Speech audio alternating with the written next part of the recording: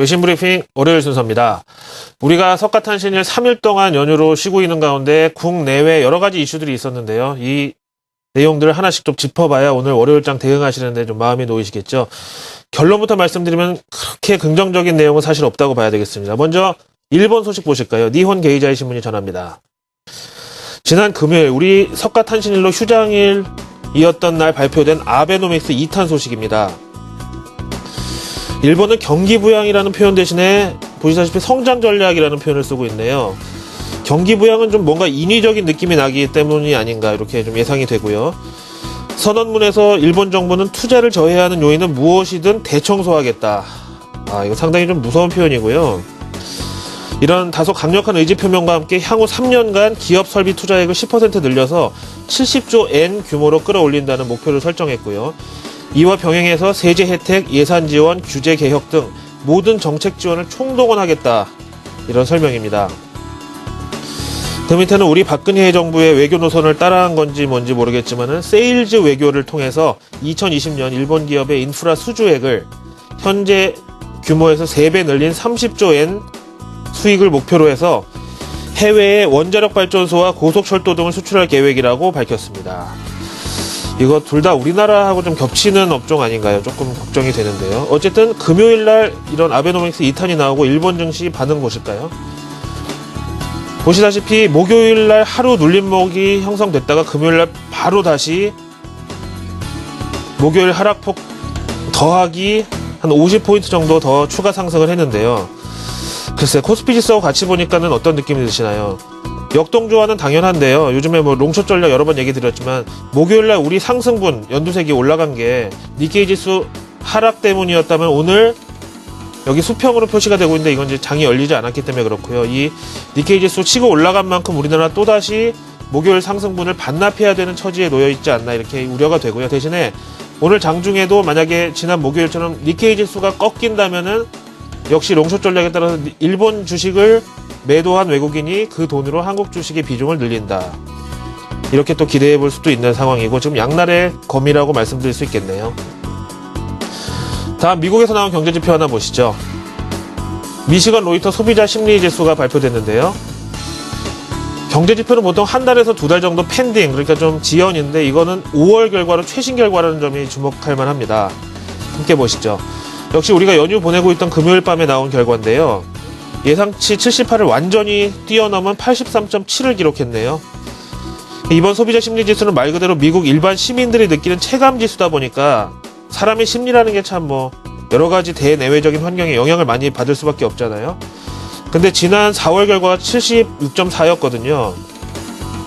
이때는 그 보스턴 마라톤 테러 때문에 일시적으로 좀 부진했었기 때문에 이번 결과가 더욱 좀 더 돋보이는 그런 전시 효과가 있다라고 말씀드릴 수 있겠고요. 또 이 소비자 심리지수는 주가하고 상당히 밀접한 연관이 있기 때문에 최근 미증시가 뭐 연일 사상 최고를 넘어서다 보니까 이런 상황에서 역시 소비자 심리지수도 같이 급등을 했다. 이렇게 보면은 우리나라 내수 경기나 소비 심리가 좀 살아나기 위해서는 주가 지수가 좀 더 올라가는 것이 효과적이지 않겠나. 다른 어떤 경기 부양책보다도 이게 좀 필요하지 않겠나. 저는 이런 생각을 하게 됩니다.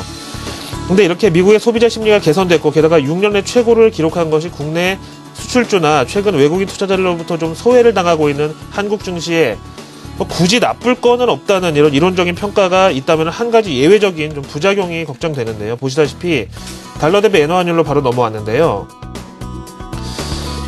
소비자 심리지수가 저렇게 급등하면서 달러는 강세로 갔고요. 보시다시피 달러 대비 엔화 환율이 103엔을 넘어갔다가 오늘 새벽에 다시 약간의 조정을 받고 있습니다. 따라서 오늘 동경환시나 서울환시에서 달러 대비 엔화 환율이 103엔까지 간다면 또 한 번 코스피 지수 하방 압력으로 작용할 가능성이 있다라고 말씀을 드리겠습니다. 다음 대내 이슈 한번 보시죠. 그래서 대내라고 하기 좀 그렇지만 같은 한반도에 있다 보니까 뭐 이렇게 표현 드리는데요. CNN에서 보도합니다. 북한이 주말에 미사일 4기를 발사했다. 사실 저는요, 이 북한 관련 소식을 외신에서 볼 때는 단어 하나하나 혹은 표현의 그런 좀 디테일을 잘 보는 편인데요. 보시다시피 단거리 미사일이라는 이런 전제를 달아놨다는 점이 조금 다행입니다. 이번 북한 미사일이 외교적으로나 뭐 군사적인 임팩트가 그야말로 좀 이렇게 숏하다고 장거리보다 크지 않다, 단기적일 것 같다, 사소한 것으로 이렇게 보는 논조가 쭉 나와 있고요. 여기에 대한 인터뷰 내용 전문가 한 편 준비했습니다. 영국 더 타임즈의 한국 특파원 겸 남북관계 전문 저널리스트 앤드류 세먼의 인터뷰 내용인데요. 이번 북한의 단거리 미사일 발사는 지난 무수단리 장거리 로켓 위성 발사와 같은 사안으로 볼 필요가 없다. 어떤 나라든 단거리 미사일 발사는 일상적인 테스트로 시행하고 있기 때문에 북한은 지난 4월 말에 보스턴 마라톤 테러를 기점으로 잃어버린 국제사회의 관심을 되찾기 위해서 이렇게 한 것이다. 또한 한국 정부도 지금 북한과의 협상 테이블을 조심스럽게 마련하는 과정에서 이런 단거리 로켓 발사에 대해서는 수위가 높은 경계나 아니면 수위 높은 반응을 나타내지 않을 것이다라고 안도감을 제시했네요.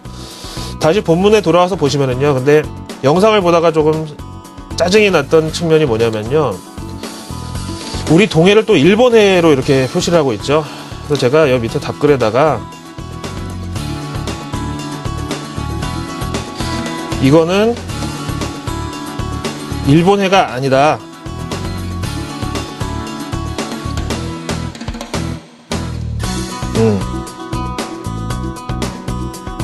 한국 동해다. 이렇게 오타가 좀 났는데 제가 좀 이따 방송 끝나고 다시 올리기로 하고요. 어쨌든 이런 상황이 펼쳐졌습니다. 또 다른 단신 하나를 준비했습니다. 블룸버그 통신 보시죠. 사실 이 얘기는 처음 나온 내용은 아닌데요. 국내 태양광 관련주들이 워낙 개인 투자자들 투자 비중도 높고 좀 요즘에 등락폭이 좀 심하다 보니까 어제도 그랬지만은 이